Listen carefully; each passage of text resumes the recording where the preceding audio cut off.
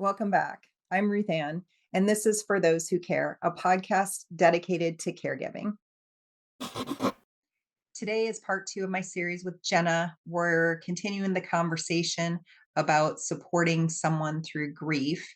And the podcast has been a huge part of my healing process for me.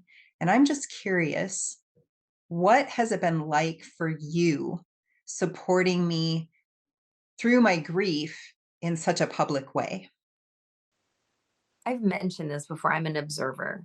And so there was a part of doing this that gave me a bit of a front row seat to this process. And um, I think one of the things, and we talked about this in the last episode, that made me confident that I could be a support to you is the fact that you do have that growth mindset and you are a doer. And so your desire to grow was always inspiring to me and always gave me the confidence that I could partner with you in that growth, because I think like that's really what it is when you're walking through grief with someone. You're partnering with them, you're alongside them, being a support and kind of being available and walking at their pace. That hasn't always been easy for me, so it's fortunately you got me at this point in my life and not a long time ago when I would have been like, what's wrong with you? Because I probably didn't always have that patience that I do now, where I can say, like, it's okay, take your time, I'll be here. But I've also learned that I don't have to do anything. I think I used to get anxious because I felt like I needed to fix it. I'm naturally, I have a little bit more of a masculine temperament. And so I want to fix problems.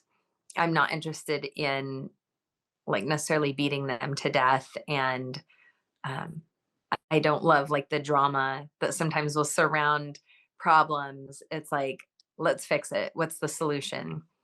And so I feel like I, this podcast was constantly you processing, and whether it was our conversations before or after we actually recorded, or the in-betweens, or even the conversations during the recording, and watching you move from a space where you needed everything to be super clear, well defined, quantified, everything had to be in place. You needed that order and structure to a place where it could be a little more free flowing.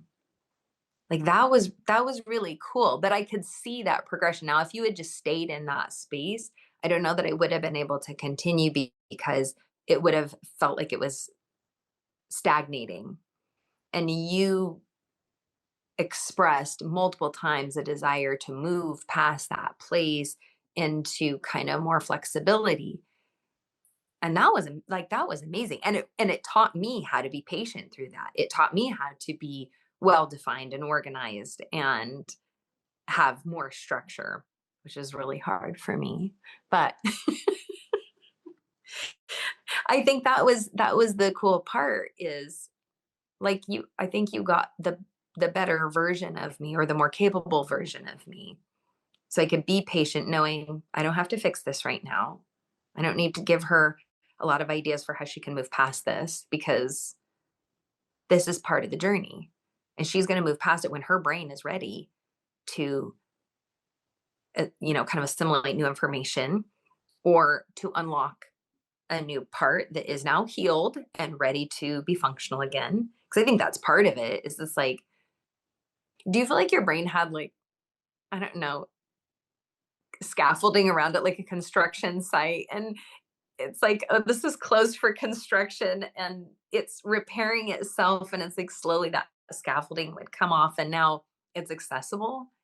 That's because Oh, that's kind of what I observed, but maybe you have different experience. no, I mean, that's a really great way to explain it. And hearing you say that, I never thought of it that way, but I think that that's a really good description. Um, I think it's pretty accurate. Yeah. I've definitely felt the times when my brain is healing and times when it's um it's just not ready to handle anything new. And there were times when I felt like I was stuck too. Um and I know that there were times when you just gently nudged me beyond that, and I'm so grateful that you did that. You've been such a great support to me through this podcast and just in life in general outside of the podcast, just supporting me through my grief. What are your top pieces of advice to someone supporting a friend or a family member through their grief in a way that is caring and sustainable? I mean, this might be overly simplistic, but I really think it is like any other relationship, you have to have like honesty and communication. And you have to be able to say, I don't know if I can do that right now. Like I think that's the kindest thing. And sometimes we think that um the right thing to do is the easy thing to do, but sometimes the right thing to do is the hard thing to do. And sometimes it's painful and sometimes it's uncomfortable. But I- I've learned that relationships are only as strong as they are honest. And if you can't be honest with that person, that relationship will rot and erode from the inside. And even if it seems unkind or rude or mean or whatever, I mean, you don't have to be a jerk, but you can say to somebody, I don't know that I can do that or be that for you right now. I want to. Like, I want to say, yes, oh my gosh, I'm going to do this and this and this and this, and I'm going to help you here and help you there. But if you can't actually deliver on all those promises, that's causing more harm to that person than it is good. And what you're doing is deferring that hard moment to down the road. And I know that because I've done it, because I've not always made the right choice in being honest in relationships because I didn't want to hurt someone's feelings. I really, really struggled with that when I was younger. Didn't want to hurt people's feelings. And it just took like a lot of things being like stripped away from my life for me to be in a place of kind of self preservation where I had to be honest and say, I can't be that for you, or I can't do that, or here's how far I can go, or to just be guarded in um, how I present myself. And you can still be authentic and have boundaries, but I think that's the number one thing is you have to be honest and communicate with that person. And the hard part about that is with someone in grief, like they may not be able to communicate back. So you're kind of taking on the responsibility. So I think first and foremost, um, you have to just kind of decide, am I willing to take this on? Like, and if you don't think you can shoulder more of the burden for that relationship, like a disproportionate amount of it, then maybe that's not where you should be. And like, I don't know. I don't think that's a bad thing. If you are not equipped or willing to do that, don't step into it because you feel pressure, because you will actually leave that person in potentially a worse situation than if you had never stepped in to begin with. So I hope that doesn't sound too negative, but like I really think you just have to be honest with yourself and honest with that person and communicate rather than jumping in and trying to be a hero. That doesn't help anyone. I think that those are really good points. And I would agree with you on that. And I don't think that that's negative. And you did mention in the beginning that maybe it's oversimplified, but I think that honesty and boundaries are two of the most important things, like you said, in any relationship. But when you're dealing with grief, it is such a traumatic time for the person who's grieving and also for the person who's supporting them. So if you don't have that honesty and you don't have those boundaries, like you said, that is not going to be a good thing. And I've had that happen with a lot of people because I know that people have wanted to be there for me that really can't handle it. So rather than being honest with me about it, maybe they're not even able to be honest with themselves. That could be part of it.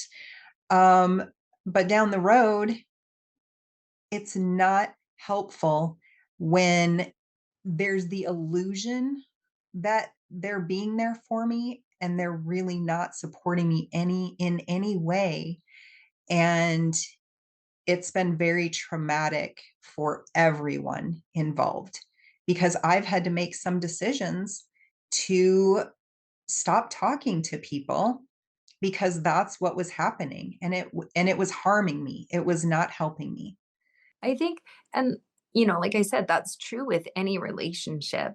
But when you're dealing with someone in grief, they're already in a very vulnerable state. And so, like I said, your unwillingness or just inability to be honest about, whether or not you can or cannot provide support, tangible support or emotional support or whatever. Like, if you can't be honest about that, and then, like you said, you create that illusion for that person going through the grief, when that is stripped down the road, that creates an additional trauma for them and creates a setback that's even worse than if you had never provided that illusion of support to begin with. At least you know what you're dealing with from the get go. You know what you have, it's real, it's honest, as opposed to believing that you have some level of support and then having it stripped. That becomes just another trauma. Well, it becomes And another loss too. yes, yes, for somebody that's already trying to process a loss, adding an additional one on top of that is not only unhelpful, it's detrimental. So, You've mentioned how you like to observe people, and you're so good at that, and you're so good at picking up on people's cues, but you're also very good at listening. And I'm wondering if you have any tips for people on how to be an effective listener to someone who's grieving, especially when the grief feels overwhelming or when it gets repetitive. funny you should mention that. We'll say that again, and I can't overstate this. I don't think I would have been the friend to you 20 years ago that I've been able to be now. And I don't like, that's been something that I've struggled with, is being a good listener, because I don't know if you know this about me, but I really like to talk. And so it I just always have something to say. That's how I process. I process everything verbally. And so I people will be I would say, when I was younger, people would be speaking to me, talking or telling me about a problem, and bing, I have an idea. I have a solution. Let me tell you all about the solution I have. I don't really think I have a solution. You just kind of triggered an idea in my brain, and now I'm going to like talk therapy through your problem with you. And I assume, like, don't you want to talk too? Right? Don't you want to talk and talk through your problem or your issue? And we can talk through this and we're going to come up with a solution. That's not how everyone processes. So, we'll just say I haven't always been as supportive as I was able to be for you. But I did set out to. I've always wanted to learn and improve and grow and be better. And I kind of realized, oh, maybe I should listen more. And so that's been a work in progress for a long time. So I'm glad to hear that my efforts have been fruitful, and I try really hard to be a good listener. It's not always easy for me because I want to say things. I want to because I have like it just sparks idea after idea after idea in my head when people are talking. And so I've learned to just make mental notes and to observe, like you said, to observe. And I've always been a keen observer of people. I love people are fascinating to me. And I've learned that the less I talk, the more I'll learn about people. And when I learn about people, I'm also a people, so I can learn about myself. And it helps me to be better and be of greater use to the world around me, I think. You mentioned a few things, but what other personal qualities or life experiences have helped you be effective at it?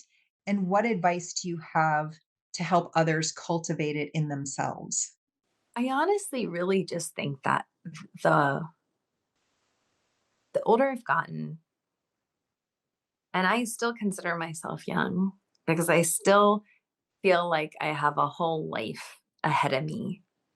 I feel like I've lived, several lives, and I've still got several ahead of me. Um, I think I've surprised myself enough times, and I've reinvented myself enough times to know that that's probably going to happen again in the future. And I want to be a better version going forward. Like, I think that's where we get stuck or kind of hung up, is thinking that we've got it figured out. Like, we get over a hump or a hurdle or through a growth cycle, and we're like, whew, man, glad that that's over with. And we think, well, now I'm set. Now I've got it figured out. But that's not true. It's just one level. And I hope I'm learning and growing until the day I die. I really do. And I hope that's like when I'm 110, because there's so much that I want to learn and know and experience, and ways that I want to grow. And so I think it's, I look at past experiences that have helped me cultivate, being a better listener or being more supportive or learning how to be honest or put up boundaries. And I think, what experiences am I going to have tomorrow or 10 years from now that will make me even better? Like, so I think that's what it is it's like, don't get stuck in thinking that you've arrived, because you're just going to disappoint yourself, because you're going to encounter, hopefully, God willing, you're going to encounter another problem that is going to shape you and mold you and refine you into something of even more use to the world around you. And like, I've done that so many times. Now I just kind of, I think I embrace it now, because I don't, and I know in 20 years I'm going to look back and go, oh my God, I can't believe that I thought that or was that way. And then it'll be even beyond that. So I just, I think it's just acknowledging, like, we're never arriving. We're always learning and changing and evolving and growing and becoming, like,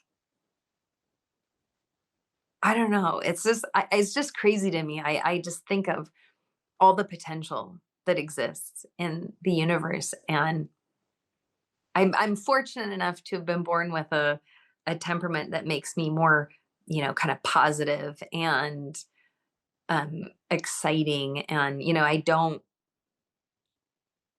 when you talk about like maybe negative emotion, I don't, fear and anger and things like that. Like, I don't naturally veer toward that. I veer toward positivity. And we've talked about my toxic positivity. So learning about that over the years. But that came from hurting people. Like, I hurt people with that. and acknowledging that and going, well, I don't want to do that anymore. How can I take all the best parts of that and leave the toxic parts so that now I can help instead of hurt? And so yeah, I think it's just knowing that you're going to be different in the future than you are now, and being excited for that and working toward that. I love that answer. And you mentioned being honest with yourself. I think that's a really big thing. A lot of people, a lot of us are not always honest with ourselves. And if you can't be honest with yourself, then how can you be honest with anyone else? And that's a big part of growth. You can't grow if you can't be honest with yourself. And I've seen both of those in you, your honesty, your growth mindset, and your curiosity and your genuine care and compassion for other people. Those are all great qualities.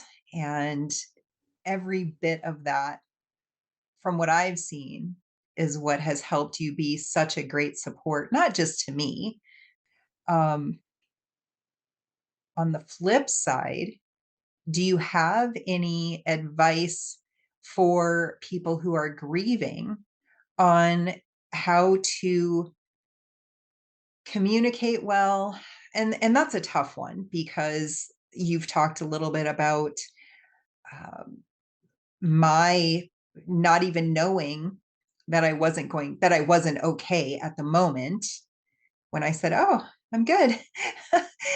But how to communicate with people who are trying to support them through their grief, and how to appreciate them, and to just see that they're doing their best to help you through. I think, like, and this is something I talked about in the last episode, that communication part is really, really, really important. And that's hard when you are in grief. Like, it's hard to communicate effectively, or maybe to articulate what it is you're experiencing, like that. I don't know. I've never gone through that specific process. But the other part is, I mentioned grief reveals things that um, maybe you didn't know were in there, and maybe the people around you didn't know were in there.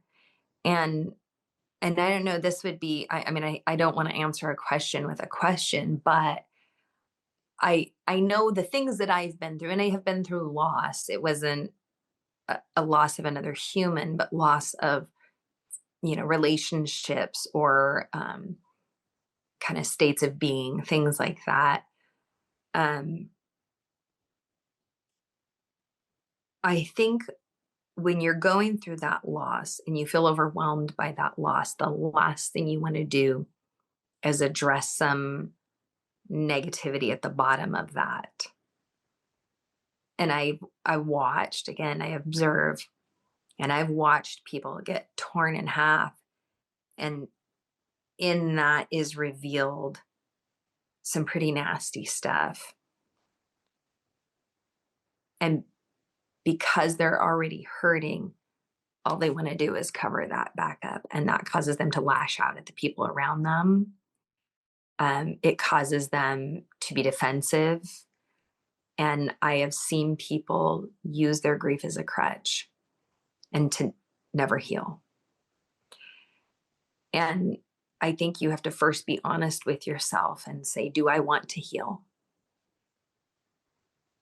And if the answer is no, then you better be willing to say that.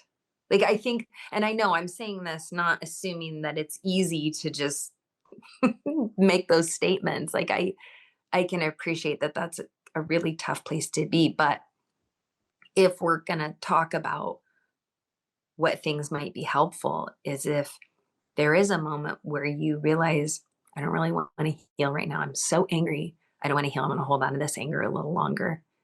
Um, Say that. And spare everyone the pain. It's like the flip side of what we were just talking about. If everyone has the illusion that you want to heal and you know you don't, that's not fair to the people around you that are trying to facilitate that healing, only to find out later you had no intention of ever moving forward. And it hurts them. And then you've lost your support system. Where if you can say, I'm so angry right now, I cannot even think about healing. I just want to be angry for a little longer. I'm so hurt. I just want to stay right here. Um, I'm not ready to let go of this. That's honest. And then the people around you can respond to that. And then you might maintain your support system. If you get to a point where you're like, okay, now I'm ready to heal, those people might still be around and willing to support you and walk with you through that. But you have to be like, you have to let people know what they're dealing with. And that's a really good way to lose a support system, I think, is to give the illusion that you want to heal or want to grow when you know you have no intention of that. That's really good. That's really good. Another thing that I would like to add is, and this is something that I've learned, is not to put so much pressure on your friends and your family members to be there to support you through your grief. You can't expect the people in your life to be, and you said it in the previous episode, you can't expect them to be everything for you. When you're in the very deep stages of grief and you're not handling it well, seek professional help. I have had professional help through this, and I've done a lot of things to heal. And I know that there have been times when I've relied too heavily on my friends. And I wish that people would have been more honest with me in saying, I can't handle this right now. I have had a couple of friends who have said that this is too much for me, Ruth Ann. I can't do this. I can't be this for you. And I respect them for that. And I'm still friends with them today because they were able to set that boundary. So that's another really important part of that. And we have talked about boundaries, but seeking that professional help, that's a really big piece of it. And I know that a lot of people don't like professional counseling, but I know that I wouldn't be where I am today if I didn't have that. Well, and when you seek out a professional, those people have tools. They're equipped to guide you and to use those tools. Um, and they're not entangled or encumbered with emotion. So it's a lot easier. I mean, you think about a relationship and there's a lot of things that go into it. It's not just that thing in the moment. It's everything that came before that contributing to and leading up to that moment. And so it can be really messy. Even with the best of intentions, it can be super messy. And I don't think we recognize that enough. That, we want to just pretend sometimes like that fight we had 10 years ago, like none of that's still living inside me. And that's certainly not impacting how I respond to you. Right. And so the relationship you had with someone before you were in your grief process is contributing to how you are responding to each other in that moment. So that professional is completely removed from that. There's no history, there's no entanglement, there's no like deep emotion involved in it. They can actually provide you with tools, ask appropriate questions, and you're probably not going to feel emotionally charged by those encounters like you would with a friend or a family member who you have a history with. So I think like we forget, we view everything kind of like in a vacuum, like, oh, it's the grief process and how you're walking through me. It's like, no, this is the entirety of your relationship. And quite honestly, when we've talked about my ability to walk with you through your grief could have been in part because our relationship began there. We didn't have 20 years prior to that of, you know, fun and used to be and remember back when we were and hurt feelings and misunderstandings and all the things that contribute to a relationship. We didn't have any of that. We started off at your grief process. So that was, it was pretty clear and cut and dry. Like you weren't going to think, man, remember that time she was real rough with me at the gym. Well, maybe you don't know. But does that make sense? Yeah. Yes. And it's interesting that you point that out too, because there have been some relationships where I've had to stop and think about that myself, that this response is probably due to something in the past. It's not something that just happened today. And being able to recognize that, and we've talked about this, I have a growth mindset, and so when I encounter something like that, I want to work through it.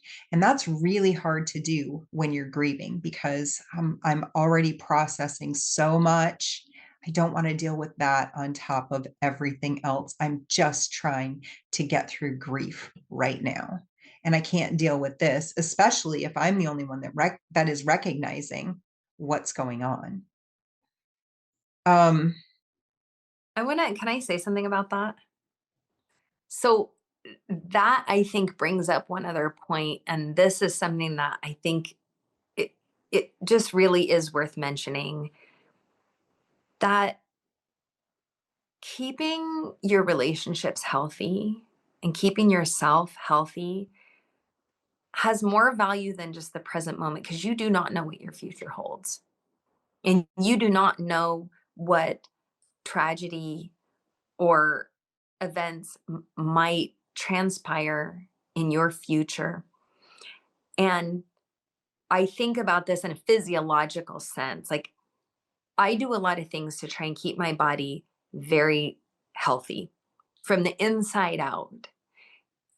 And I've had people say things like, well, why do you bother? Blah, blah, blah, blah, blah.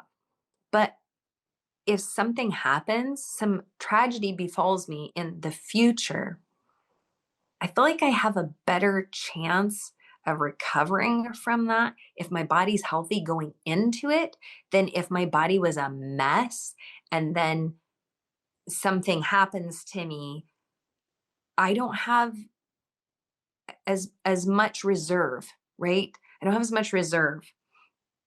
And so I think about that in relationships too. If we have a mess in our own life emotionally and relationally and psychologically, like if we are not healthy in those spaces, if something tragic happens, we have less chance of being able to navigate that effectively than if we had had good, solid, honest, healthy relationships. And I had someone in my life who went through a major unthinkable tragedy. And I will never forget this. It was very impactful to me because I watched this person go through this. And my very first thought was, they were not okay before this. The family, the relationships, personally, they were not okay before this. This is going to kill them. And it did. Like it was not pretty. It was not pretty watching the individuals impacted by that navigate it going forward. Um, it's still hard. And it's heartbreaking to know that that maybe could have been avoided had they prioritized mental health, emotional health, physical health prior to that tragedy.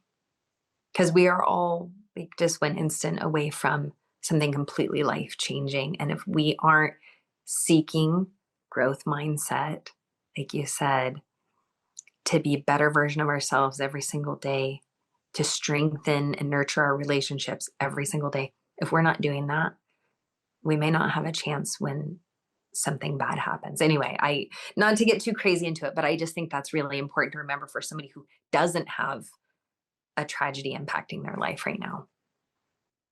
Do you have any final thoughts or encouragement for someone who is grieving or someone who is supporting someone who is grieving?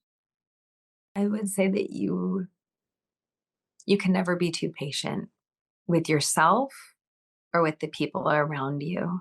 And don't confuse complacency for patience. Patience has carries with it some expectation, right? And that's important. Um, I think just when you think you've been patient long enough, remember that you can be patient just a little bit longer. That's great advice. I love it.